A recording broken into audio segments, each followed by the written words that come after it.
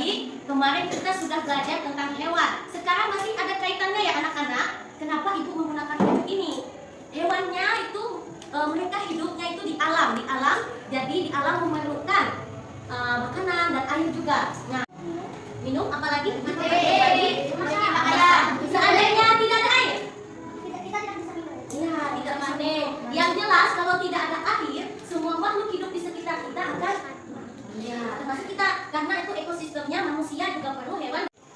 Nah, di sini kita akan belajar tentang pentingnya air bagi kelangsungan hidup makhluk hidup. Sekarang ibu bertanya, makhluk hidup itu apa saja? Manusia, hewan.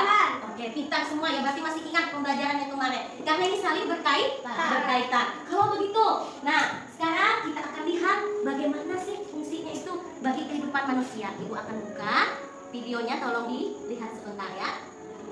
Bagaimana semuanya itu saling berkaitan antara satu dengan yang lainnya. Pembelajaran Kopus. Kali ini kita akan membahas mengenai penyesuaian diri untuk hidup di sekitar lingkungannya.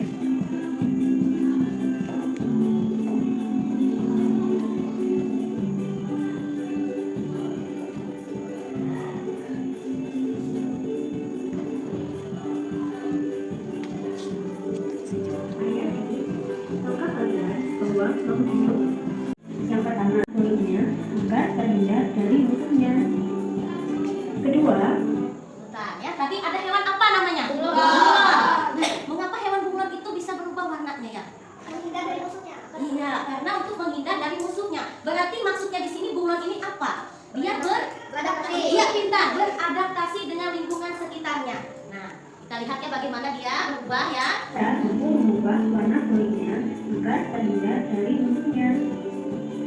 Kedua, Kita lihat yang kedua. cumi ini mampu mengeluarkan tinta hitam yang pekat agar terhindar dari musuhnya saat keadaan genting. Lalu ada cicak menurut contohnya seperti burung. Nah, bisa kita lihat terdapat macam-macam paruh burung dan macam-macam kaki burung. Contohnya seperti burung pelikan.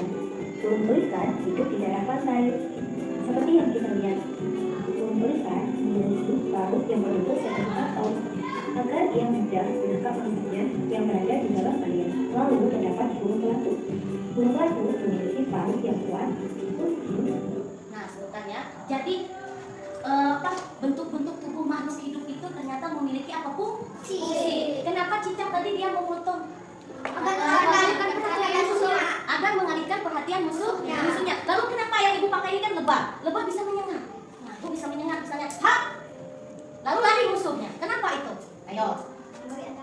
Karena dia lebahnya merasa terancam. Karena merasa terancam dia beradaptasi tadi ada sesuatu, ada musuh. Akhirnya dia apa? Menyelamatkan dirinya dengan cara menyengat musuhnya. Jadi apa? Seperti cumi-cumi tadi mengeluarkan apa tadi?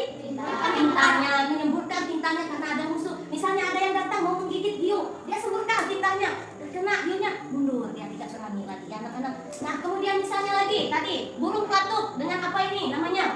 Paruhnya. Ternyata paruhnya itu selain untuk dia mengambil makanan, juga ada fungsinya tadi ya. Nah, macam-macam bentuk paruhnya itu. Ada yang ini tadi ya, ibu mundurkan sedikit, maaf ya, biar sambil jelas penjelasan ibu. Nah, ini macam-macam bentuk paruhnya itu. Ada yang kecil ya. Maaf gambarnya agak ya. Ada yang kecil, ada yang besar. Ternyata itu fungsinya supaya mengambil makanannya itu dia mudah, tidak sulit. Kalau paruhnya itu misalnya saudara. Unta memiliki bulu yang lebar dan tinggi. Di dalam bulu tersebut terdapat cadangan makanan seperti lemak dan air. Tumbuhan juga beradaptasi di Saatnya, bayangkan kalau tidak ada air, apa yang terjadi? Ya, hewan juga, karena hewan perlu air. Apalagi tumbuhan. Nah, jadi kalau dengan tumbuhan di sekitar kita begitu, jangan tangannya itu jahil. Apa kata ibu, kalau ada tumbuhan jangan tangannya ambil petik daunnya atau coret batangnya, ya. Karena tumbuhannya juga perlu apa?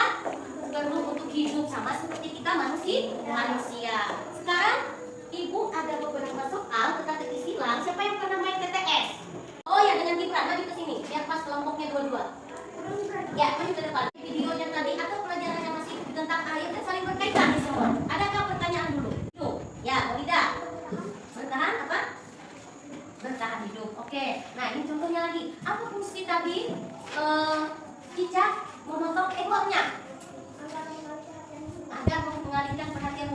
baik kita. Yang lain, ayo.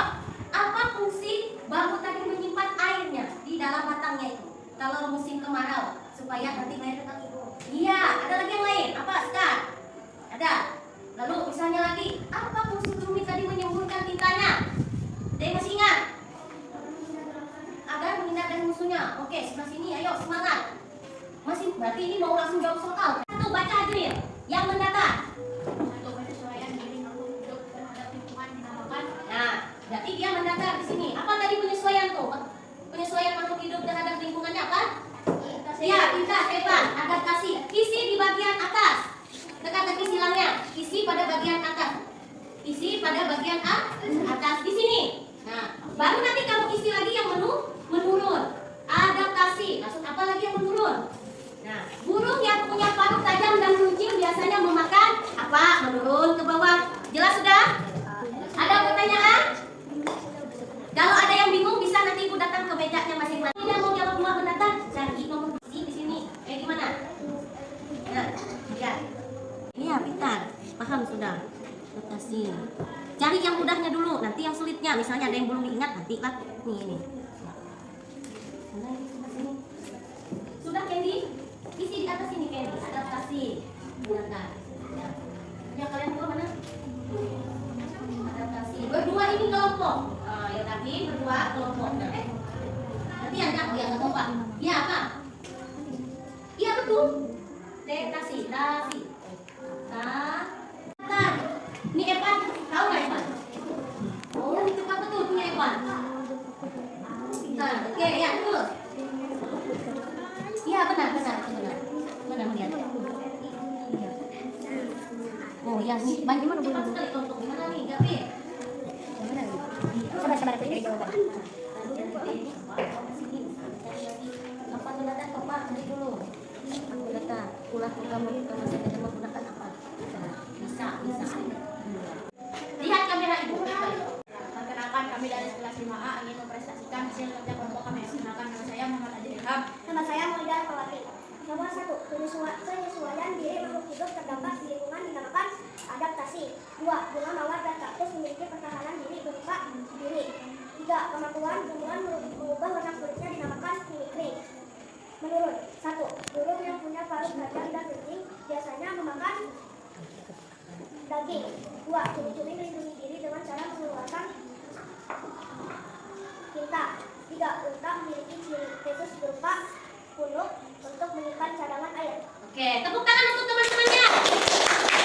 Ya, terima kasih Adril dengan Maulida. Silakan kembali ke tempatnya. Kami dari kelas 5A ingin mempresentasikan hasil kerja kelompok kami. Perkenalkan, nama saya Raja Saputra. Perkenalkan, nama saya Eka Dika. 4. Bebek dapat berenang dengan mudah karena kakinya memiliki selaput. 5. Kemampuan cicak memutuskan ekornya dinamakan. Nah, ini hasil pekerjaan kelompok Gavin dan Gibran. Kemudian, ini hasil pekerjaan kelompoknya Maulida dengan Adril. Di sana ada hasil pekerjaannya Aini dengan Naya. Luar biasa. Ini hasil pekerjaan kelompok Sekar dan Bella. Terima kasih ya anak-anak semua. Nah, ini Bella dengan Sekar. Kemudian ini hasil pekerjaan Devin dengan Sapar. Terima kasih Devin dan Sapar.